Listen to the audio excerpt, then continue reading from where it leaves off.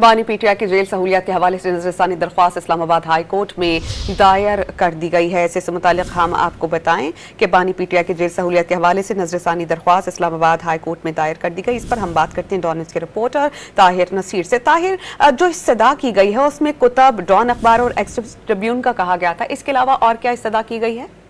जी देखिए, बानी पीटीआई की जेल सहूलियात के हवाले से नजरसानी की दरखास्त उनके वकील फैसल फरीद चौधरी ने दायर की है और दरखास्त में कहा गया कि 10 जनवरी को स्पेशल जज सेंट्रल की अदालत ने जेल सहूलियात के हवाले से हुक्म जारी किया था। ये सदा की कि अदालत ट्रायल कोर्ट को हुक्म दे के गलत इस्तेमाल को रोके। और इसके साथ साथ ये भी दरखास्त में कहा गया है कि जेल में हाई प्रोफाइल कैदी होने के बावजूद सहूलियात फराहम नहीं की जा रही। जेल हुकाम का रवैया आइन और कानून के खिलाफ है, कानून के मुताबिक सहूलियात दी जाए।